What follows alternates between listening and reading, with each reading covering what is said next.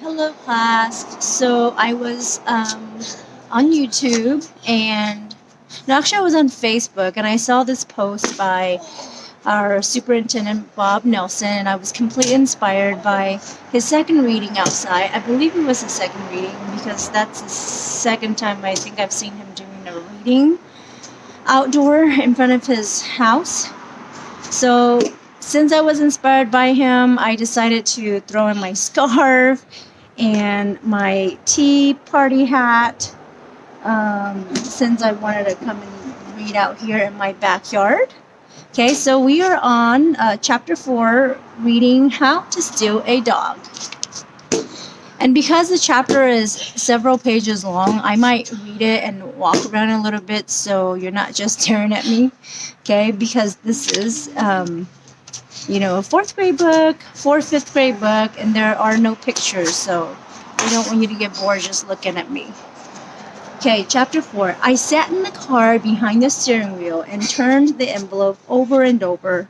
I read the messy handwriting scrawled across the front, Mr. and Mrs. Hanks. I put it up to my nose and sniffed. I could actually smell my teacher, Mr. White, sort of like soap and toothpaste and coffee all mixed together. I pressed the envelope against the window and tried to read the letter inside. I turned it every which way, but I couldn't make out a single word. I was pretty sure I knew what it said, though. Stuff about me. About the homework I hadn't done and the math test I had failed. Probably even about how ugly I looked all the time now, with my wrinkled clothes and my dirty hair. And while I was so sleepy every day. And sometimes I didn't have lunch money. I bet the letter said how Mr. White had tried to call Mama, but our phone didn't work. I bet the letter said all that stuff. I rolled the window down and looked out at the weeds beside the road. It was only April, but it was already beginning to feel like summer. Luckily for us, the nights were still cool though, because Mama made us keep the window rolled up all night long. She said it was because she hated bugs and flies and things getting in the car.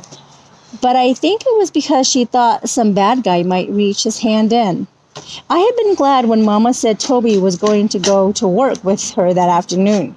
But now I was bored. I guess I should have gone over to Luann's house like I said I was. I could hear kids over the school playground. I wished Mama hadn't parked the car so close to school. What if someone I knew saw me sitting there? What would I say? Besides, I didn't see why we had to keep moving around so much. After 2 nights in the same place, off we went to some new spot. Now we were parked too close to school and further away from Whitmore Road. How was I supposed to keep an eye on that dog if we kept parking so far away? I climbed into the back seat and stuffed the envelope from Mr. White way down inside my trash bag of stuff. Then I pulled out my notebook and turned to the page that said, How to Steal a Dog by Georgina Hayes. I wrote April 6th in the margin. Then after step 1, I skipped 2 lines and wrote, Step 2. When you find the dog you want to steal, keep an eye on it for a while. Here are the rules to remember. 1. Make sure the dog really doesn't bark or bite. 2. If there is a fence, see if the gate is locked. 3. Decide whether or not you can pick the dog up, or maybe you have to have a leash or a rope. 4. Check to see if there are any nosy people living next door or across the street or something. I closed my notebook, climbed out of the car, and locked the door with the key I wore around my neck. Then I set off for Whitmore Road. When I got there, I stopped for a minute to check things out. The street was quiet. There was nobody outside except for some guy working on the engine of his car. Inside one of the houses, a baby was crying. A sprinkler sputtered in circles in one of the yards. I walked up the road toward the house.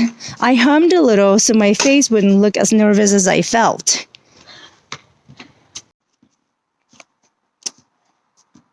When I walked by the man working on his car engine, he didn't even look up. I strolled along beside the hedge that surrounded the big brick house. I quit humming so I could listen. It was quiet in the yard. I glanced back to make sure no one was watching me, then poked my head over the gate to look into the yard. Birds flew away from a bird feeder that hung from a hickory nut tree. The front door of the house was closed, and I noticed something I hadn't seen the other day. One of those little doggy doors, so the dog could go in and out of the house all by himself. I figured that was a good sign. It probably meant that people who lived there were gone a lot, but they still cared about their dog. Then I remembered my rule about checking to see if the gate was locked. I reached over and lifted the latch. Nope, not locked. Suddenly, a squirrel came scampering around the corner of the house and scrambled up the hickory nut tree. Not far behind it was the black and white dog. He dashed to the tree and peered up into the branches, with his tail wagging about 1,000,000 times a minute. "Hey there," I called to him. He sat in the leaves under the tree and cocked his head at me. His face was white with little black spots, like freckles, and black fur around one eye, like a patch. His ears were floppy, but when he looked at me, they perked up. But the best thing about him was that he looked like he was smiling at me. The side of his mouth curled up and his pink tongue hung out. "Hey there," I said again. His doggy smile got bigger and his tail wagged harder, swishing leaves back and forth. "Come here, fella." I reached over the gate and snapped my fingers at him. He came trotting right over. I stooped down and stuck my fingers through the chain link fence. He sniffed and then he licked me a couple of times. "How you doing, little fella?" I said. He cocked his head again and looked so cute. I looked at the house. The front door was still closed, and it seemed like nobody was home. I scratched at the dog behind his ears, and he leaned his head against my hand with his eyes closed. He was wearing 2 collars. One was a dirty plastic flea collar. The other one was green with shiny rhinestones and a little silver tag shaped like a dog bone. "What does it say?" I pulled the dog a little closer and squinted at the words engraved on the tag. "Willie," it said. I turned it over. On the other side it said, "Carmela Whitmore, 27 Whitmore Road, Darby, North Carolina." Under that was a phone number. "Willie," I whispered to the dog. His floppy ears perked up and he did that dog smile thing again. "My name is Georgina," I said to Willie. Just then, that squirrel made its way down the trunk of the hickory nut tree, and Willie dashed off to chase it again. I stood up and looked around. Way at the end of the street, 2 kids were riding bikes. The man who had been working on his car was sitting in a lawn chair, smoking a cigarette. Uh-oh, I thought. What if he saw me? I headed back up the street, trying to look like a normal person instead of a person who was thinking about stealing a dog. I kept my head down and concentrated on keeping my feet from running. I didn't look at the man when I passed him, but I caught a whiff of cigarette smoke. When I got to the corner, I finally let my feet run like they had been wanting to, all the way back to the car. When I got there, I unlocked the car and climbed in behind the steering wheel. I put my hand on my racing heart and laid my head against the seat. I was starting to wonder if I really could steal a dog. I'd never stolen anything my whole life. Luann did one time. Slipped a pack of M&Ms right into her coat pocket. But not me. How in the world was I going to steal that dog? But then I looked around me at all the stuff inside our car. The styrofoam cooler full of icy water and plastic containers of tuna salad. The trash bag stuffed with clothes and shoes.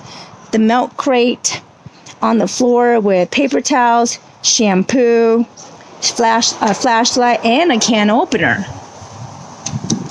Turn the page. I looked into the backseat on Toby's side of the car. His blanket all smushed up in a ball. His pillow. His Scooby-Doo pajamas. And then there was my side, with all my special things jammed into a plastic bag instead of sitting out on my dresser like they used to. My horse statue. my swimming medals, that little stuffed bear that I got in the Smoky Mountains. I hated every inch of that car. I put both hands on the steering wheel and pretended like I was driving. I drove and I drove and I drove, the whole time sending bad thoughts to my daddy for getting tired of it all and making us live in a car. And as I drove along, out of Darby, out of North Carolina, on and on and on, as far as I could go, I felt better about what I had to do. I had to steal that little dog, Willie, no matter what. Okay, so class, that's the end of chapter 4. That was a little long, wasn't it? So I guess you're getting a little tour of my backyard because I didn't want the camera to just be staring at me the whole time reading a chapter. So we will end it at this. And here's a little peek at my tiny, what's left of my little tiny garden. Oh, I don't even think you can see that. Okay, so I will see you guys on the next video. Thank you for watching, and I hope you enjoyed that chapter. I will see you soon. Bye.